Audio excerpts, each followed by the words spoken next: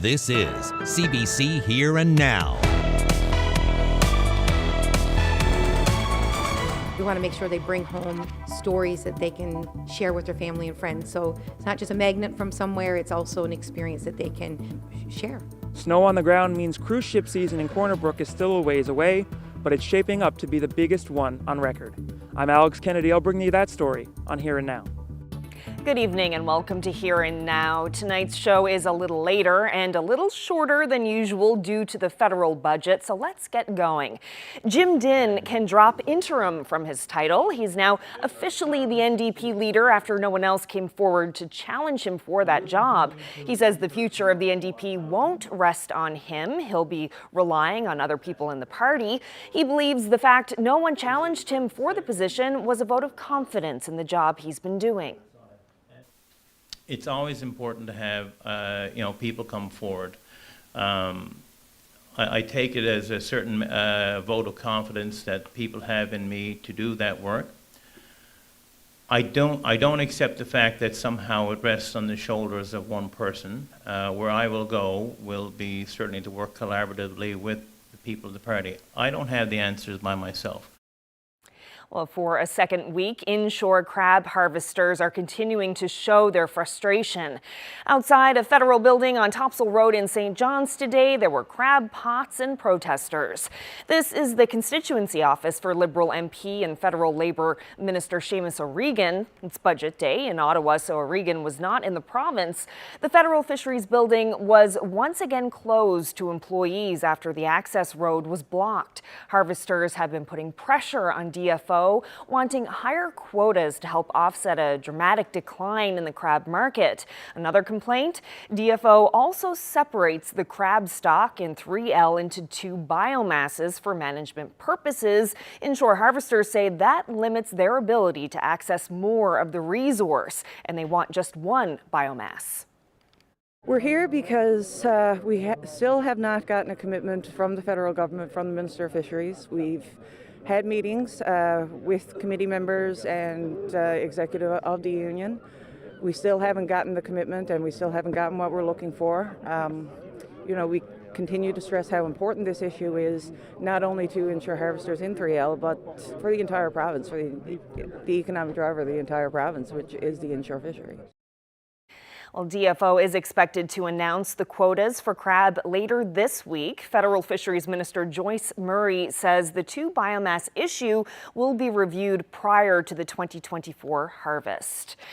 Well, turning now to today's federal budget. With inflation still near its highest level in decades, there was a lot of talk about making life more affordable for Canadians, though few details about how it's all going to work. Investing in affordable childcare. From coast to coast to coast, so that more Canadians no longer have to choose between family and career. Ottawa is still pointing to inexpensive childcare for all Canadians by 2026. And this year, it's also introducing a one-time grocery rebate worth $2.5 billion overall. The budget is proposing spending to make life more affordable, encourage investments in green energy, and improve healthcare services. You can head to cbc.ca for the latest on today's 2023 federal budget breakdown. Well, back in this province, some people working in regulated childcare centres will soon be getting a raise. The province announced a new wage grid for early childhood educators today. It comes into effect April 1st. Level 2 early childhood educators will see their pay go from a minimum of $15 an hour to $25. And there will be a $5,000 allowance for workers in licensed childcare centres in Labrador. It's part of the province's goal to attract ECEs and create more childcare spaces. Inadequate wages continue today as a barrier, including recruiting and retaining qualified ECEs. But today, that changes. We stand in recognition of this incredible announcement for a new ECE pay grid, which truly does honor and value ECEs in Newfoundland and Labrador. Well, Corner Brook is gearing up for its biggest cruise ship season to date. More than 42,000 passengers are expected to dock in Western Newfoundland between May and November. And as Here and Now's Alex Kennedy reports, those at the port say the season can't start soon enough. A sign of what's to come on a cold spring day. Won't be long before this looks like this. 32 ships are expected to arrive between mid-May and the end of fall, the most ships the West Coast has seen, ever.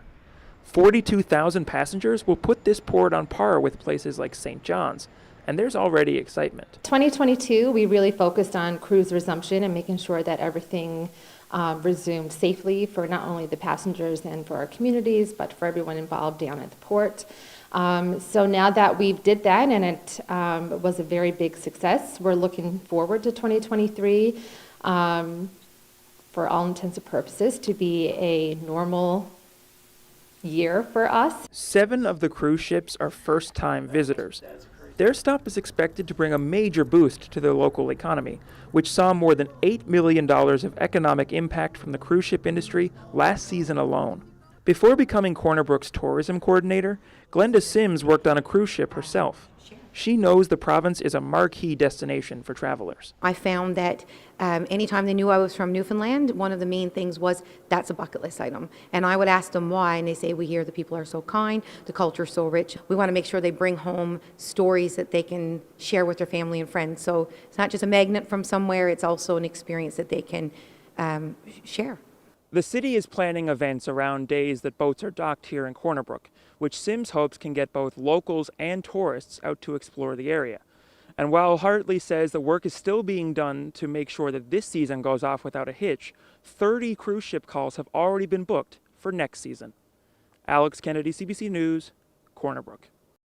In other news, Smith's ambulance service in Whitburn is suing the health department and Eastern Health. The private ambulance company says its contract was wrongfully terminated earlier this month.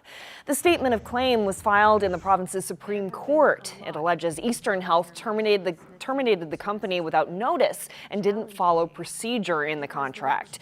Meanwhile, Eastern Health says the company breached its contract 3 times, something Smith's denies. Smith's accuses Eastern Health of acting in bad faith and wants the court to reinstate the company, award damages, legal costs, and interest. In Thursday's budget, the province announced it would consolidate 60 road ambulance services into one single integrated service. Well, police in St. John's are asking the public to help identify a person they believe may have information about a murder. 22-year-old Seamus Secord died in hospital last month after sustaining life-threatening injuries at a home on Mayor Avenue in the Center City. 21-year-old Robert Belbin has since been charged with second-degree murder. The RNC is continuing to investigate and believes this person captured on camera may be able to assist. Anyone with information can share it anonymously through Crime Stoppers. Well, he is affectionately known as the governor of Georgetown, and last week, Wayne Skinner passed away. He was a familiar face in the Georgetown area and east end of St. John's, where he would go door to door collecting recyclables. They do know me as the governor of Georgetown and the governor of Rabbitown, and I'm #1 recycling guy. And how much do you get for a whole day's work here? About $30, $40. $30, $40? Yes. How often do you do this? Once every day. Every single day? Yes. Even on check day. I do take pride in it. It's hard work, but in the long run, it pays off. Well, for years, Skinner could be seen wearing his reflective vest and pushing a shopping cart around neighborhoods collecting bottles and cans. Back in April of 2020, he was badly injured when he was struck by a car. After that, the community came together to raise funds for him and his family. Ruth Lawrence helped organize that fundraiser. She shared her memories of Wayne Skinner on the St. John's Morning Show. Everybody loved Wayne. I mean, no one more than his family. And this is just devastating. He was a very special guy to a lot of people. Well, I met Wayne, I guess it would have been about 2008 when when I was living in the Georgetown area, and he began collecting recycling, like most of us. Like, that was how we got to know Wayne. He just knocked on the door, and you went out, and here was this bright, chipper smile, asking if you had any recyclables. I mean, who was ever going to say no to Wayne Skinner? Nobody. You know, he was just an incredible guy. He was just lovely. He never left without popping inside, having a chat. If it was the winter month, you know, he'd stay for a few minutes and warm up, have a drink, and have a snack. He loved to have a snack. And then he'd be on his way again because he was tireless. He'll be remembered for years and years and years for the kindness and generosity, and, as you say, bright, beautiful smile that he would bring to our doors. Wayne Skinner was 66 years old. Well, shifting now to sports, Team Guju will be representing Canada at the Men's Curling World Championships in Ottawa on Saturday.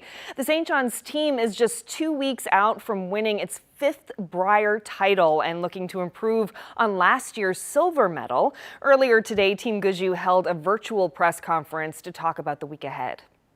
I think conditions play a factor as well. There's certain conditions that suit certain teams. And, you know, fortunately, I think for us this time around, being in Canada, we're not going to see scraper marks going down the ice and the things that we've had to experience abroad in the last couple of years. You know, so I that's something that I think, you know, this team can go in there with confidence that there's going to be, you know, better ice conditions than probably what Kerry faced over in Sweden. Obviously, the expectation for any Canadian team going into a world championship is to play well, get yourself in the playoffs. And, you know, we all want to win. There's no doubt about that. You know, as Brad alluded to, we do our best to peak at a major event, and we have to do that multiple times in a row, you know, going into a world championship if you were lucky enough to get there. So, you know, the expectation can be there. I think for us as athletes, we've got a little bit more realistic expectation, and we still put a lot of pressure on ourselves to perform well. But you play world championships 3 weeks in a row, you might get 3 different winners. It just depends on the week.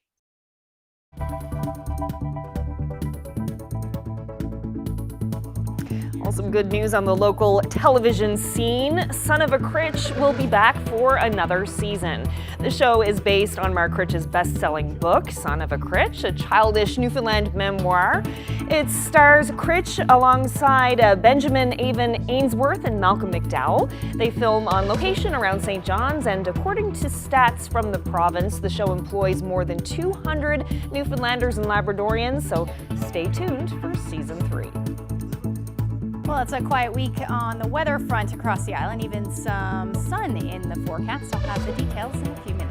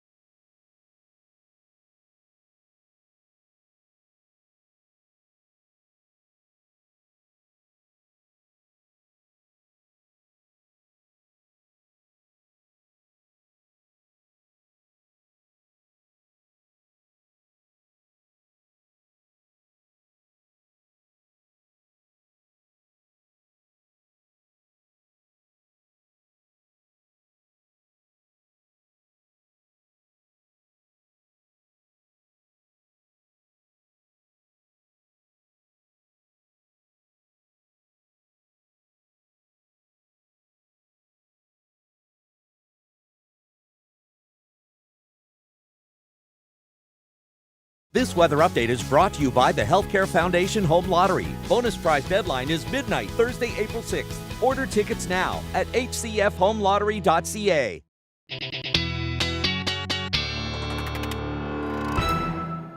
Well, time for a look at the weather. Welcome back, Ashley. You too. Nice to be back. Thanks so much to Peter Cowan and Heather for filling in for us. So yeah, it's pretty mild out there today. What's in store for the rest of the week? It actually looks like we're going to see some sun, which is nice. But I know it has been fairly chilly over the last little bit. We've seen some snow, but we're talking about the potential for some freezing drizzle. Let's take a look at what's going on right now, though. Temperatures today around 1 degree in St. John's. Really along the northeast coast has been fairly chilly, and the reason for that is because we're in that onshore flow. And in that case, temperatures away from that are much nicer. So 6 degrees, that was the hot spot today in the Rec House area, but temperatures between 4 and 5 degrees pretty much all along the south coast and then up towards the west coast as well. Up across Labrador, your temperatures are sitting in above zero for Mary's Harbour at 4 degrees today, but that temperature a little bit below in Makkovik at about -1. Now taking a look at what's going on right now, not a whole lot as far as weather is concerned. We've got a ridge of high pressure just to the west right now, but quiet conditions, but we are in that onshore flow, and that means that lots of cloud cover along with the potential for flurries and freezing drizzle, unfortunately, around this time of year. So Environment Canada does have that freezing drizzle advisory from Green Bay, White Bay, all the way along the northeast coast, including the northern Avalon. And we'll see that continue as we head through the evening hours tonight. Take a look at the temperatures right now. Back down below zero or hovering around there. So the potential for flurries will change over to freezing drizzle as we head around the midnight hour tonight.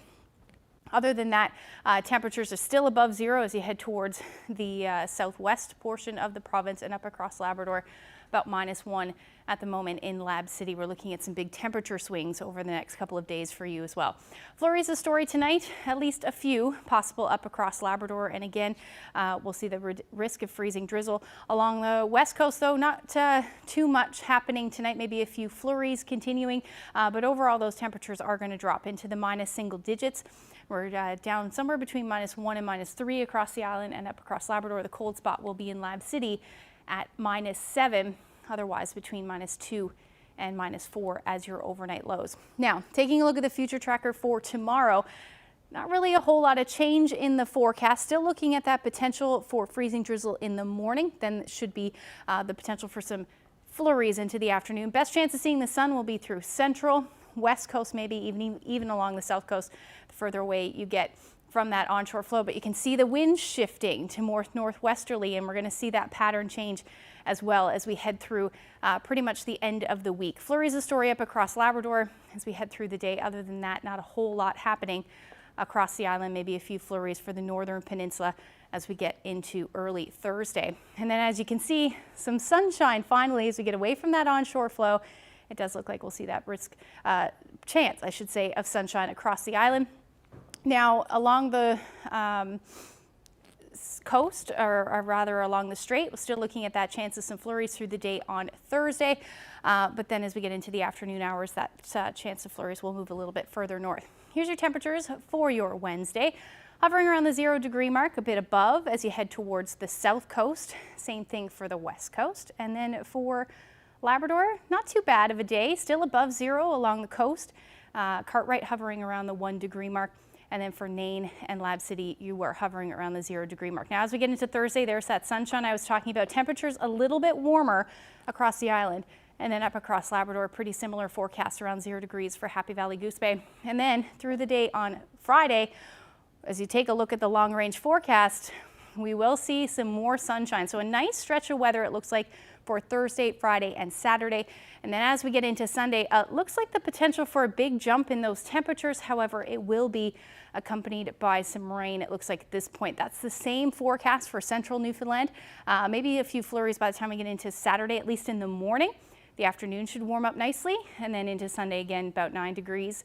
And then for western Newfoundland, either showers or flurries as we get through Saturday and Sunday. And then up across Labrador, at least the eastern portion, you're looking at flurries for your Saturday and Sunday. And then that's the story for western Labrador as well. Weather picture of the day. A nice shot here. spring foggy day in Postville. Gary shared this lovely shot with us. And if you have any weather photos you'd like to share with us, send them to Facebook, Twitter, or email them to nlphotos@cbc.ca. Oh, that's beautiful. I love the fog and the snow. Great shot.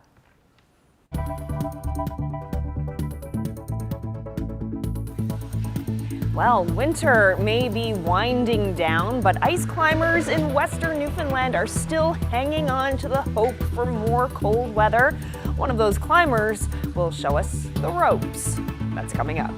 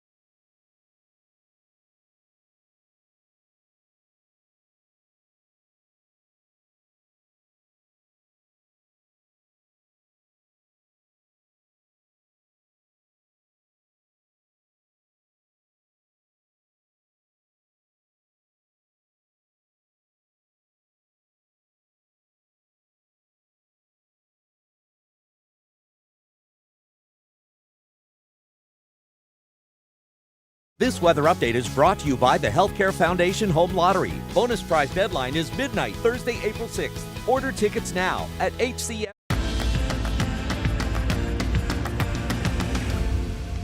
Well, spring in Newfoundland and Labrador often looks, well, a lot like winter. On the West Coast, climbers are loving these colder temperatures. In fact, people from all over the world travel to Brook, not just to ski down a slope, but also to scale one.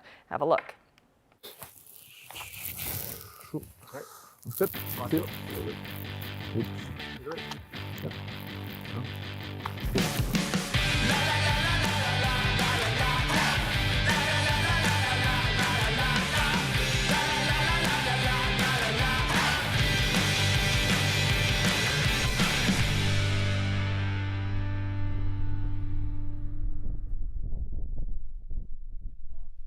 My name is Paul Tizard.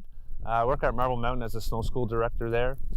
So obviously I already enjoy winter anyway. I've been rock climbing for about 6 years, and that's kind of how I got into ice climbing. And then like through my current climbing partner, Andrew Stokes, who's kind of got me into ice climbing, he had a lot of the gear that I was able to kind of use along with the gear I already had to rock climb to kind of get started. And I think this is my 3rd season now ice climbing. Yeah.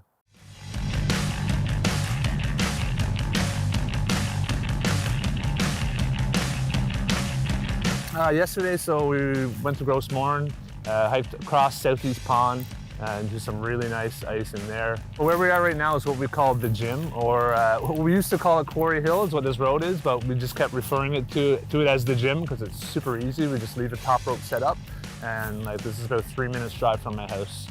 So we can be here and climbing within, 5-10 minutes. The main gear in ice climbing obviously is going to be your crampons with specialized boots that can fit crampons. It's kind of like ski boots, and that's actually how beginners can kind of get started, is by using ski boots to give it a try. And then of course just a regular harness that you would use rock climbing. Your other main tool is going to be your ice axe. You also have ice screws. So if you're leading a climb, meaning the rope is not already on the top, so as you're climbing, you're going to place screws on your way up and place clip jaws, clip your rope. So that's your protection as you're climbing.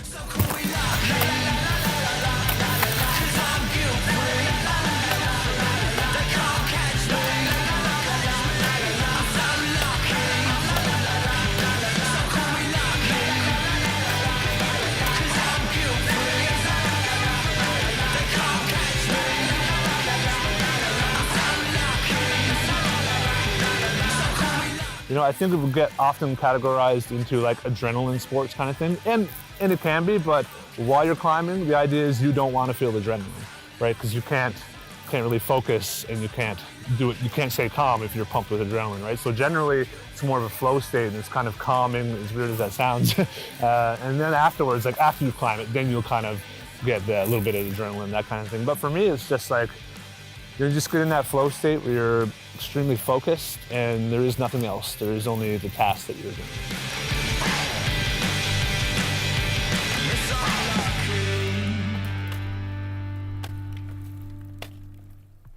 Wow, that looks pretty cool, but maybe not for someone scared of heights like me. No, not a good idea. Well, that's it for us. Thank you so much for joining us on this Tuesday evening. We'll be back to a full hour-long program tomorrow, and if you'd like to read more about today's federal budget, you can go to cbc.ca. Thanks so much for joining us. Good night.